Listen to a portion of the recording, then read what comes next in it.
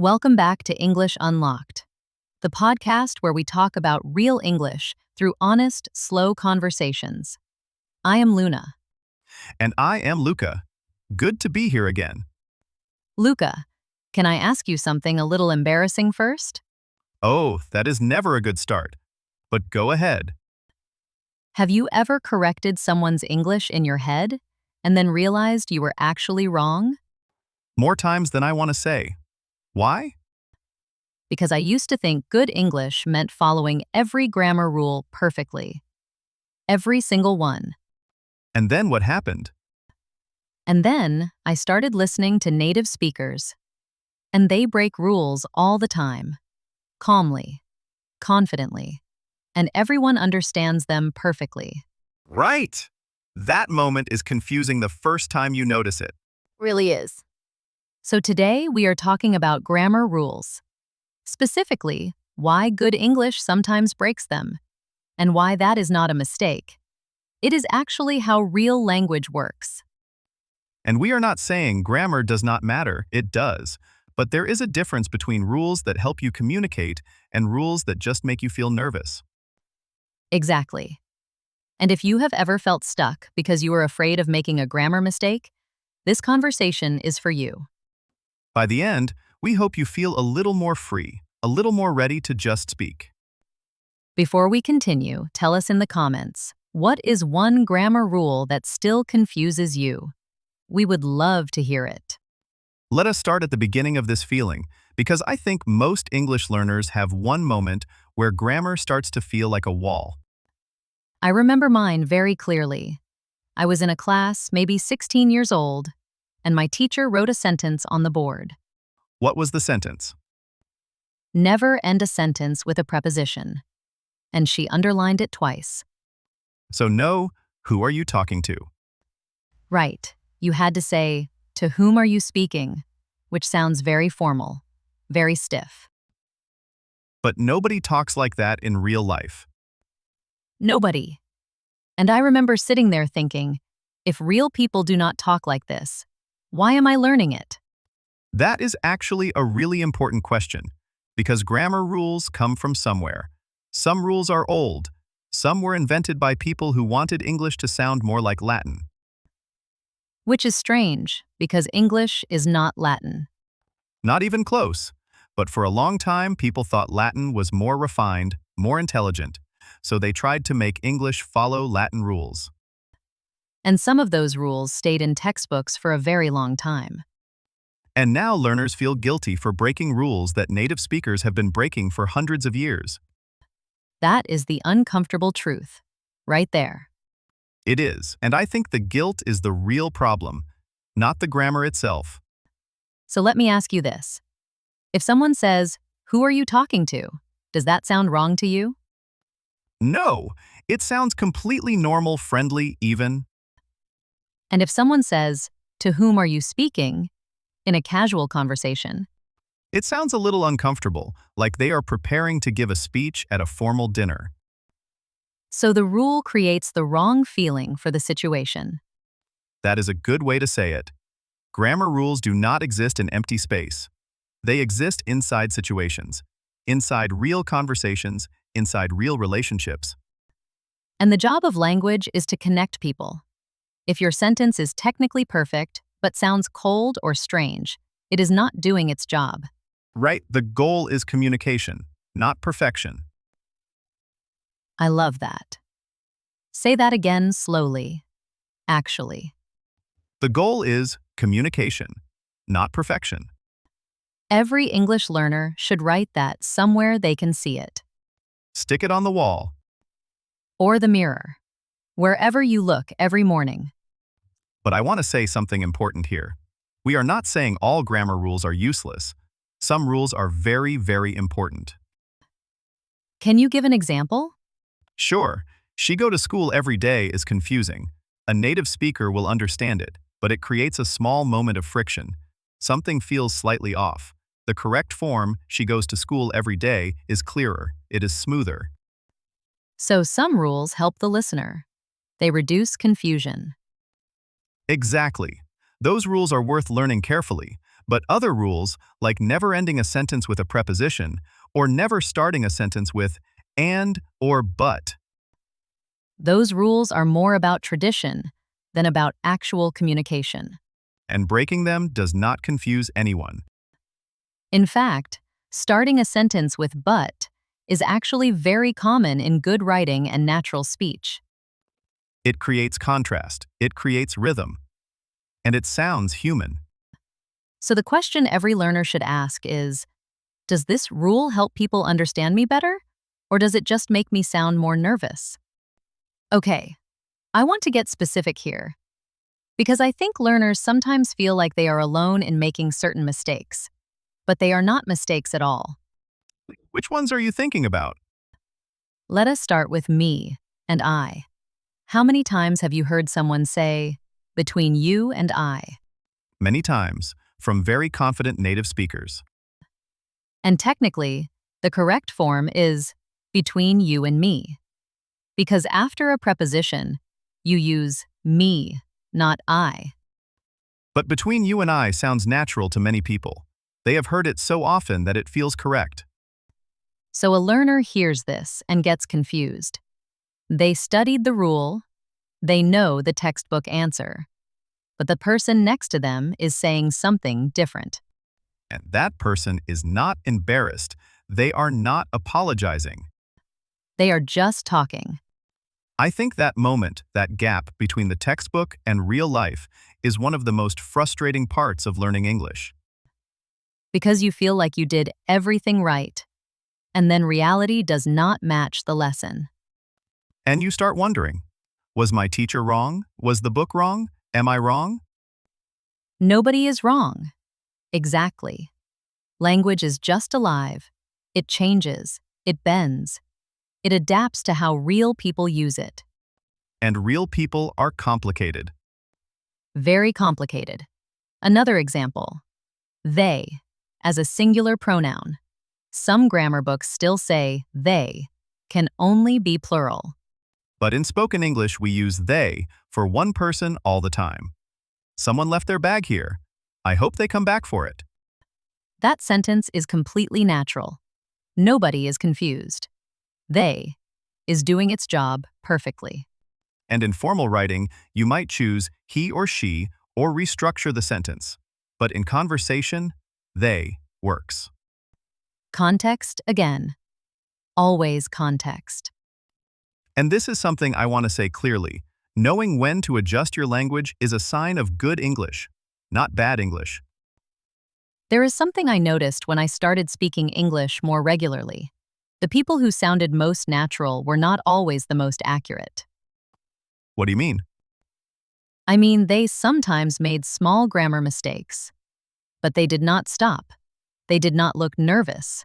They just kept talking. And the listener did not notice the mistake or did not care.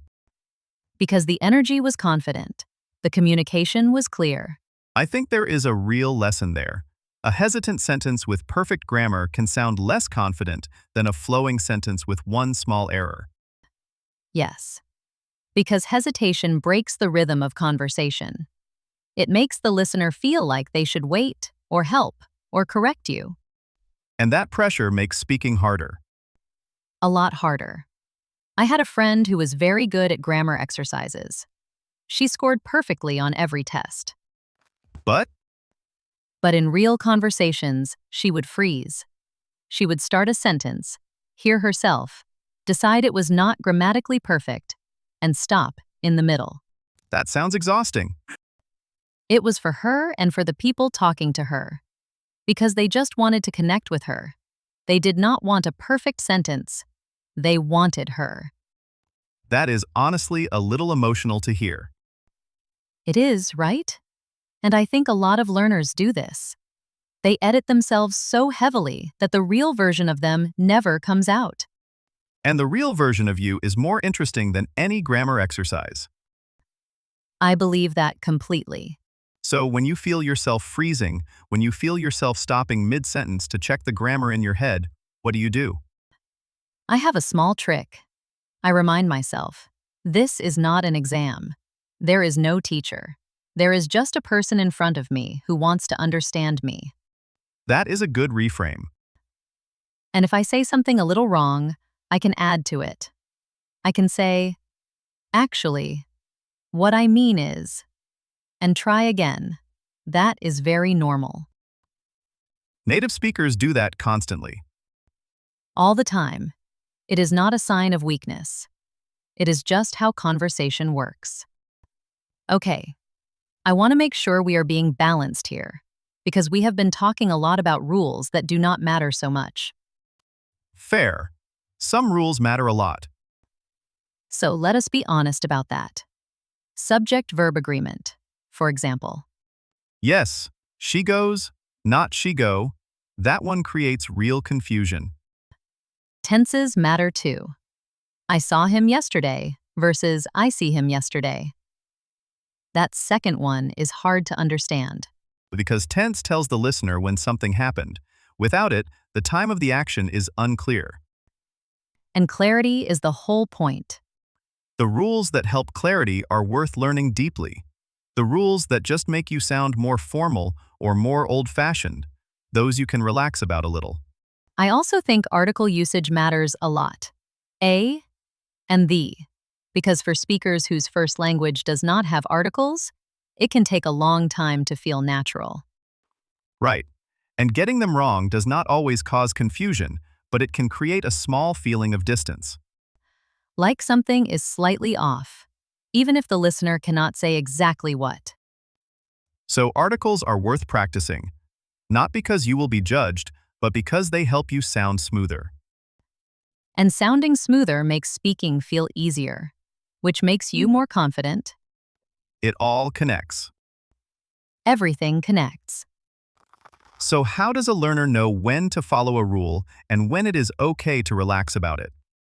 That is the real question. And I think the honest answer is, it depends on who you are talking to and why. Can you explain that a little more? Sure. If you are writing a formal email at work, you probably want to follow more rules. Your reader cannot see your face. They cannot hear your tone.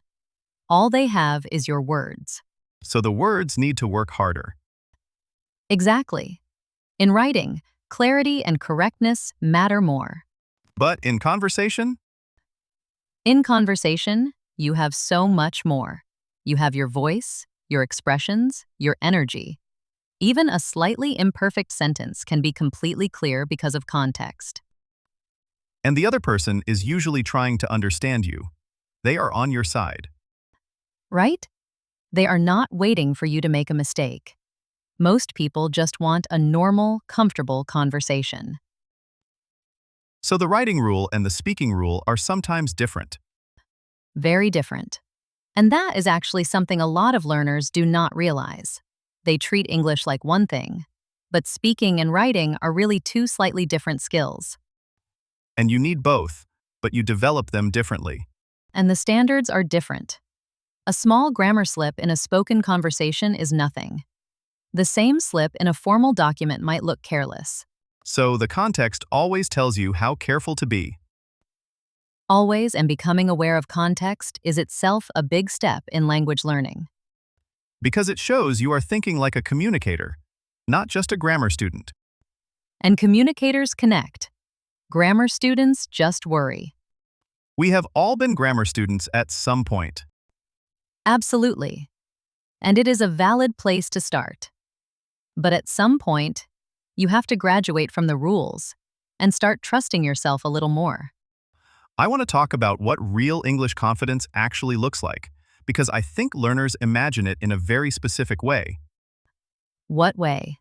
Like a confident English speaker never makes mistakes, never pauses, always has the perfect word. And that image is completely wrong. It is the most confident English speakers I have met make mistakes.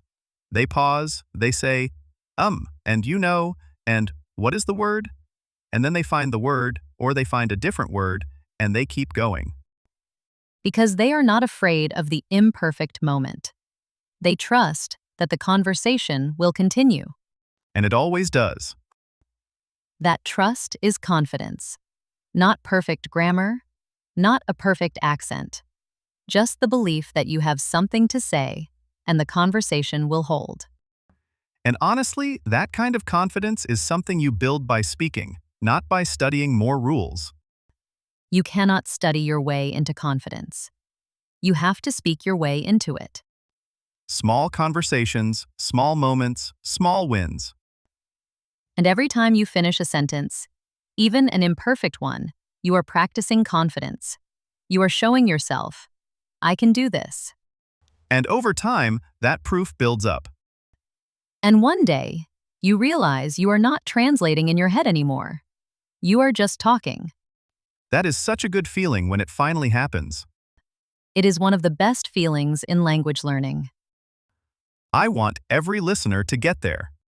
Same. Before we go, here is a question for you. Think about one grammar rule that has made you feel nervous or stopped you from speaking. And ask yourself, does this rule actually help people understand me better? Or is it just making me afraid? Write your answer in the comments. We really do read them. And if this conversation helped you feel even a little more free with your English, share it with someone who needs to hear it. That is the best kind of support you can give this channel. If you are not subscribed yet, please do. We are here every week with slow, honest English conversations just like this one. Thank you for listening to English Unlocked. You are doing something real by showing up and practicing. That matters. Take care. Bye.